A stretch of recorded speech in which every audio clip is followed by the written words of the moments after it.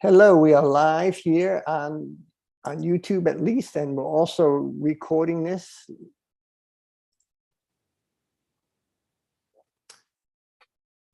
Welcome everyone. We are live now on WPAT radio that is live to 10 million homes in New York City.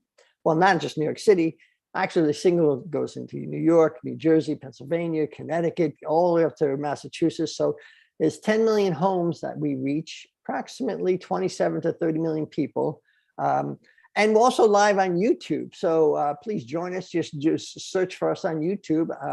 And when I have a chance, I'm going to just put the link up to on our Facebook page. And here it is, Michael. There's the link. Now today, I'm very excited. You know, when you get a significant guest from a very significant ministry, at least, it's very exciting. And I followed and I've been around Focus on the Family for many, many years. Focus on the Family is a huge radio network, but that's a small piece of what they are doing. But I want to talk about Michael McGonigle, who is the communications director for Focus on the Family. He oversees a public relations team. I do public relations, Michael, so that's great. There you go. He manages and contributes to Focus policy, but he's also been on Fox News. He's also been in a number of different places. Jim Daly is the CEO of Focus on the Family. He's been there for a while. Also the Daily Citizen. There's a lot that he does. It's very exciting, but we're going to talk about a couple of things that's very different today because he literally just got back from Ukraine, Poland, and some other areas. And the reason for his trip, I love this. The reason for his trip there was we're a Christian organization. There's a lot of crazy news out there. I need to get feet on the ground and get an exact sense of what's going on. So he went there. And by the way, please go to our Facebook page, Christian Fellowship Council, and go to our webpage at CFC page, cfcpage.com. Click on a donate link so you can stay out, so we can stay on the air. Michael, you're aware of that. So that is my introduction. We're on to 3:30. I'm taking up too much time. Michael, welcome. Tell us about Focus on the Family. I talked to you a little bit about yourself. Tell us about the organization. Sure, Gary. Thank you for having me on, and good to be with you and your listeners in the area. I grew up in southern New Jersey, so I'm currently in a hotel in Times Square right now on the East Coast for meetings, so it's good to be back in an area that I'm familiar with. Focus on the Family is a family help organization. Was established to, of course, spread the gospel through parenting and through our support of marriages, strong and healthy marriages. And as you mentioned, the organization was started by James Dobson in 1977, originally based in California. And then the organization made the move to Colorado Springs, which is where we are currently based. And as you also mentioned, Jim Daly is our CEO. He was selected in 2005 by the organization to take over for James Dobson. And he really kind of officially took the reins in 2010 or 2011. And Jim is very different than James Dobson in that they have a very different background. So James Dobson came from a very healthy and stable family, and Jim Daly did not. And Jim's father was an alcoholic. His mother died when he was young. He was in the foster care system, and then his father passed away. And so he led a very hard young life. But that really prepared him to take the reins of our organization because, you know, as your listeners may be aware of, family is messy, and growing up is not always easy. And so Jim has a very unique perspective. Fortunately, we hope that not a lot of people have to have. And that's part of why we exist, of course, is to help place children in forever homes, out of foster care, and to help families thrive. And so that's just a little bit about what Focus on the Family does and a little bit about Jim Daly. Well, I just want to mention that Focus on the Family is an organization that is, the name is mission. And its goal, from my understanding, Michael, because I have followed you for years, is to call the nation and the world back to a Christian family. Sure. And I think I'd love to hear your perspective about where this country is and how we as Christians, as churches, as individuals can affect the move of the culture or the individual, because we're going in an interesting direction. I would say a lot of Christians don't like it, but we don't want to be marked as the target either. So I'd love to hear your thoughts on that, Michael. Sure. It's man, that's a great question. There are a lot of different ways to approach that. So first, I would say one of the things that's very near and dear because of his own situation to Jim Daly's heart is the issue of fatherlessness, and we have seen that just that issue continue to grow in the United States over the past 20 to 30 years. It's been an issue, for a long time, but it's an issue now that is having a really big impact. It's having an issue in the family structure. It's having an impact and crime. It's having an issue where dads are not there to raise their kids. And so one of the things that Jim has made an effort to do is to address that. And so at Focus, we're big advocates, as you said, of the family unit itself. And we're aware that over the course of the last 10 or 20 years through culture, that unit itself has really been attacked and really been degraded. And you ask, well, how do you get involved and what do you do? And I think the first thing, I'm not a parent myself, but I have great parents. I have a great mom and dad, and they were there for me. So the first thing is finding a great spouse, having a healthy marriage, and then being there for your kids.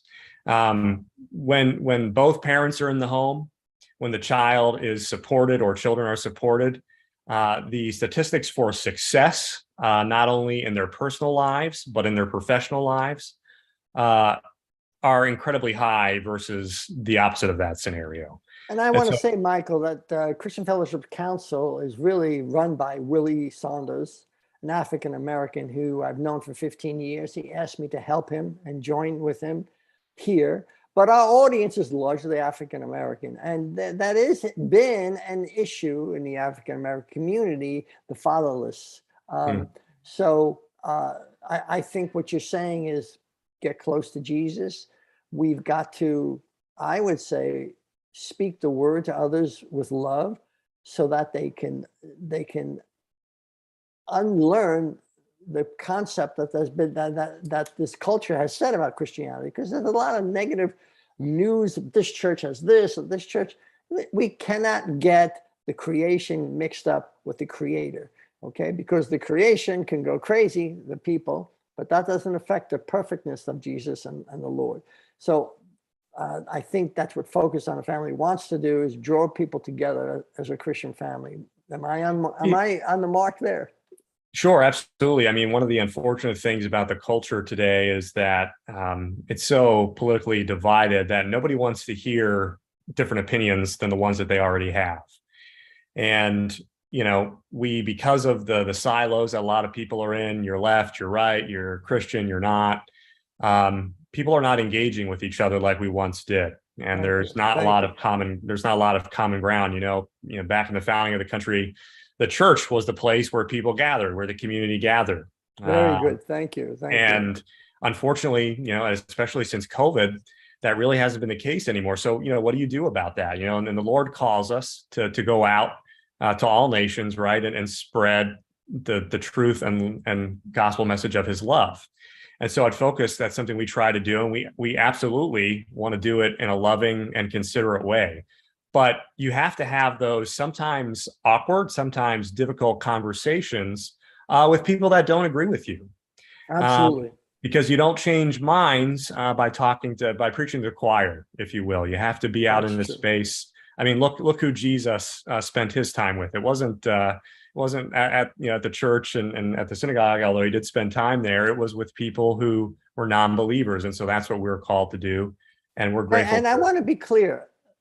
Christians are not Republicans. They're Christians. That's true. Christians are Democrats. Christians are the liberal. Christians are conservative. It's Christian.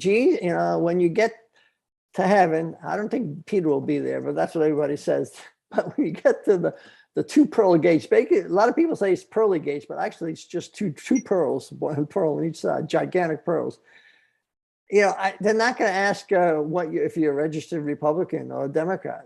So we've got to get away from that. So I agree. We've gotten away from a couple of things. I wanted to talk about. I definitely wanted to talk about your trip to the Ukraine. We've got a couple of videos here. Here's Ukraine.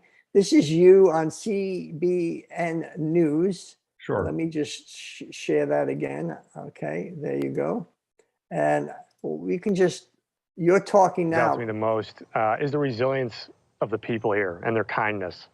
We had translators lined up in Kyiv and Lviv, but in between those two places, of course, we didn't have anybody translate for us. And so inevitably, we had to get food, we had to get gas, we had to get other supplies. And that entire time, the people went out of their way to make sure that we were taken care of despite their own problems. Okay, I'm going to stop it there because we don't own that content. Sure.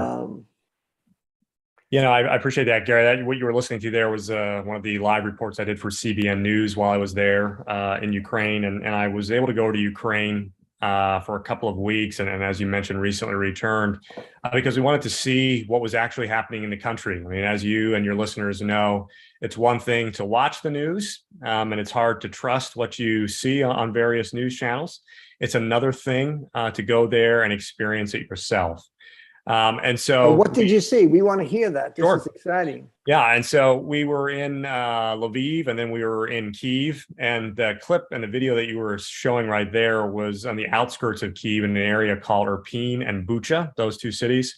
And those areas were probably some of the hardest hit in the war. And unfortunately, the spot of some of the worst Made her way to the Samaritan's Purse Field Hospital by Russian troops, and the destruction there really is quite staggering. There are entire neighborhoods that are destroyed, homes that are destroyed. We spoke with a woman there, Tatiana, and she was there when the Russian invasion happened in early February as the Russian troops got closer to Kyiv. They hit Irpin and Bucha, which is again on the outskirts there, about 10 or 15 miles. And as they were hiding and the Russian troops were outside and above her home, indiscriminately killing people, she lost friends, she lost neighbors. The only thing that she could do was lay on the floor of her shelter with her family and pray. And one of the things that she prayed was that, Lord, if you get my family through this, if everybody survives, we will pray every day. And thank you essentially for bringing us through this unscathed. And a miracle occurred, and that did happen. And, she said to us, before the war happened, I was just like a normal person. My faith wasn't something that was incredibly important to me, but now it is. And so to be able to talk to people like Tatiana, to be able to see what they've been through, it's an incredibly moving thing. And the people there, as I mentioned in that CBN clip, the people there are just incredibly kind and incredibly resilient. We had, as I said, translators in those two different cities, Lviv and Kyiv. But in between those, it's about a 7.5 or an 8-hour drive. And we were kind of on our own. And it's not like if you've ever been out of the country to South America or Europe, there's usually someone that you can find that speaks a little bit of English to be able to help you out. And in Ukraine, that was very difficult to find. And yet, inevitably, when we were in a jam over there, there's a fuel shortage and there were restrictions on your ability to get gas. And so we would wait in line for 4 or 5 hours to get fuel. And then you get there and you can't even communicate to someone how much gas you need or how you're going to pay. And inevitably, someone would figure out a way to either pay for our gas themselves, and then we would give them money, or they would speak English and help us out. And these are people that are in the middle of a war. In some cases, their entire, homes and neighborhoods are destroyed. And knowing that we were Americans and that we were there to try and help them and try and report on what was happening, They went out of their way to make us the priority. And I was just so greatly impressed by that humility and by that graciousness, because, we're, who are we to them? I'm, there were a number of, I'll stop here, but there were a number of moments, and one that I specifically remember, when we were in the streets of Kyiv. There was an old woman who came up to myself and my producer, and at this point we had started just saying American to communicate that we don't speak any Ukrainian or Russian. And as soon as we said that, she grabbed our arms and she started crying, and she said, just thank you, because of the help that the American nonprofits and the government providing to people who are in desperate need of it. So is there any advice or direction you could say to us? I mean, should we be pro the war, pro Ukraine, pro Russia? I mean, I don't know any background, so I'm looking for some direction. Well, sure. As a journalist, I try to maintain my neutrality in these kind of things. But I would tell you that being there, and talking to the people and seeing it with your own eyes. I mean, the Russians, and it's being documented now by the Ukrainian government and the United States government, have clearly they've done war crimes there, and so we're hearing some of that. Some of them very serious. Yeah, they innocent people are paying the price, and so. If I could tell you, to sum up Ukraine, I mean, what to believe about there. I mean, the people that we spoke to on the streets, even people that are Ukrainian, told us, we know that our government is doing propaganda. We know that the Russian government is doing propaganda. But I can only tell you what the people there have told me, and that's that they've lost friends, they've lost family to indiscriminate killing by the Russian troops, and from missile and mortar attacks. And so I would say one thing, Michael, that my perception, I think a lot of people's perception was, wow, if Russia attacks Ukraine, it's going to be over in 3 days. I mean, because Russia's huge.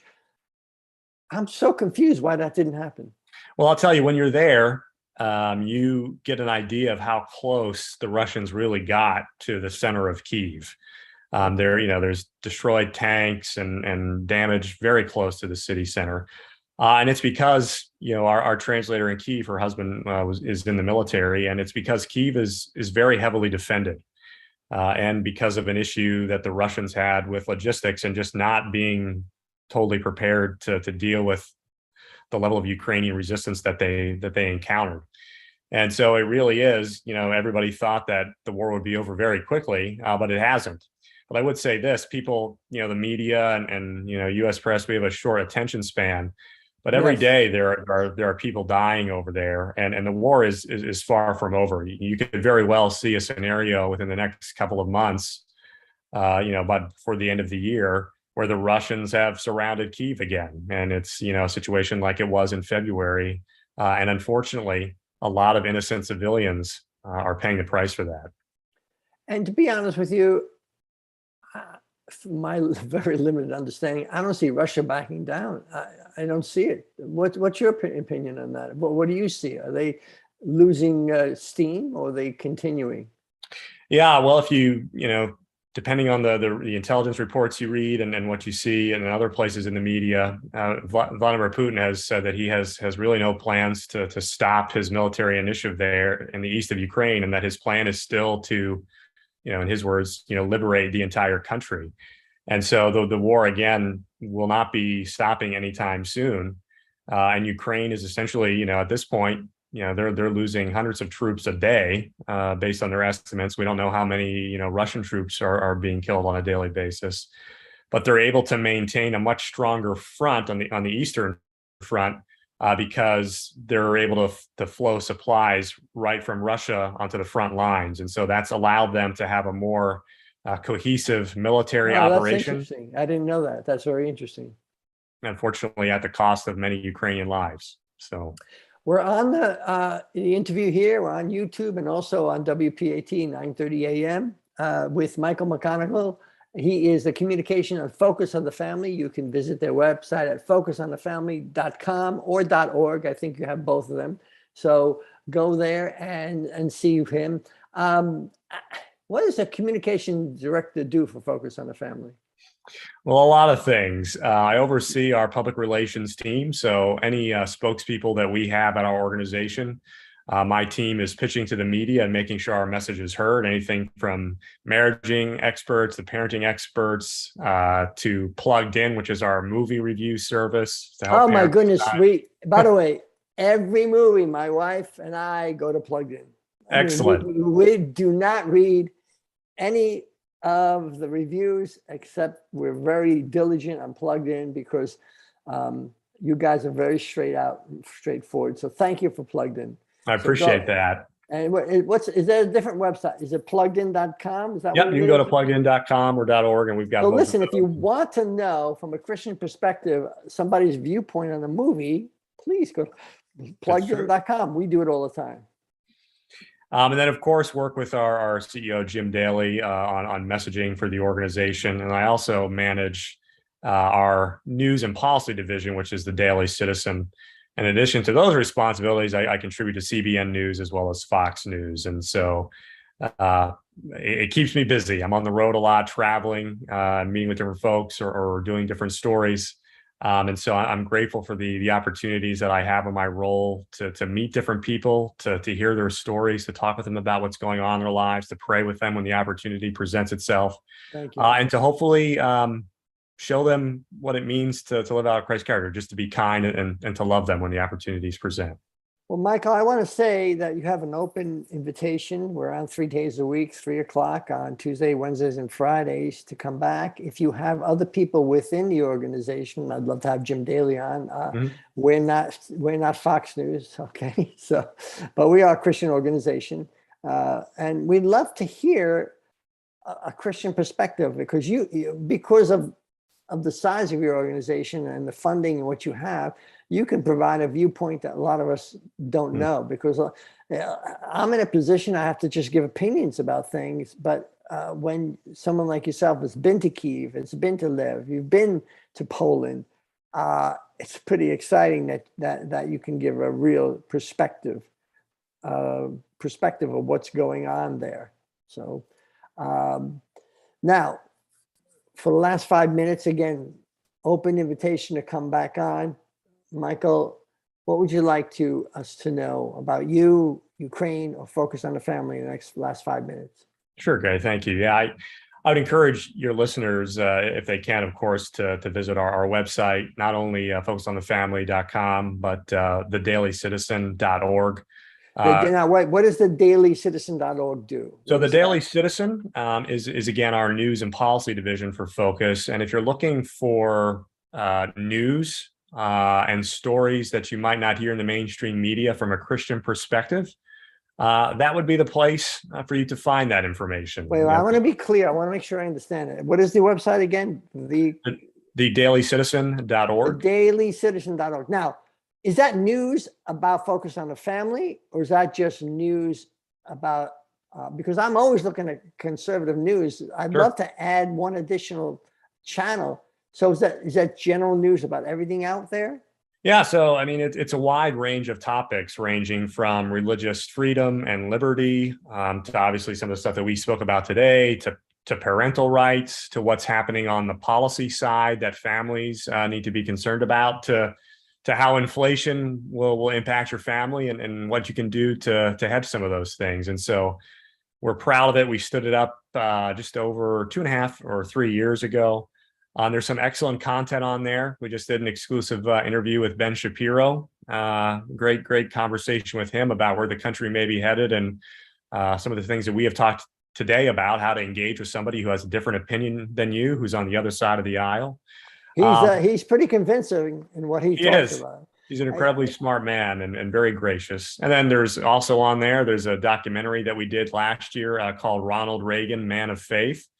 And it's it's about the assassination attempt on his life and how the Lord, he says, spared him for a greater purpose. And that was to bring an end to Soviet atheistic communism and the Cold War. And that's an awesome piece, and it's available for free. It's got Governor Scott Walker in it, former Attorney General Ed Meese, Michael Reagan, Ronald Reagan's son is in it as well. So I would encourage any of your listeners who are interested in history, who are Well, interested I want to ask you, when you're writing a blog or you're putting up a piece on the Daily Citizen, is that what is it again? I got to please let us know, because I'd love to do just one topic. You have a blog about one particular topic that you want to talk about. Sure. And we can just help get the word out. Listen, we're Christians. This is what we want to do. This is what we're doing. We're trying to get to make a difference in some way, shape, or form. And people like yourself and people who are focused on the family, you're going to be helping us to make that kind of difference. We appreciate that. So the websites that we talked about, there's 3. I don't know if I remember. Was one. The first one is focusonthe.org or .com. Focus on the family. It's also FOTF, right? Focus on the family. Yeah. Plugged PLUGGED in, which is a movie review site. So if there's a movie coming out and you want to know it from a Christian perspective, go there. And then the Daily Citizen, which I didn't know about. I guess I may have seen it. Thank you. Listen, if you want to know the news from a Christian perspective, thedailycitizen.com is the place to go. Put that on your list and add that. Michael, we really appreciate it. We got 1 minute. Anything else you want to say in that last minute? No, Gary, I think I would just appreciate your comments and promoting our content there. And I'm grateful to be on your show and to have an opportunity to speak to your listeners. And to sum everything up as far as Ukraine, again, if you have the opportunity to look into organizations that are providing humanitarian support, there are people over there that are in need. And at the very least, please say a prayer for those individuals. They are going through quite a lot, and yet their faith is remaining strong. And every day, the Lord is working miracles over there. And so one last thing I want to add, what I forgot to add, when you go to Focus on the Family, click on the link that takes you to the radio stations. They have a half-hour show in many, many, many markets nationwide. So go there. Michael, thank you so much. Michael McGonigle, Focus on the Family Communications Director. We hope we have you back.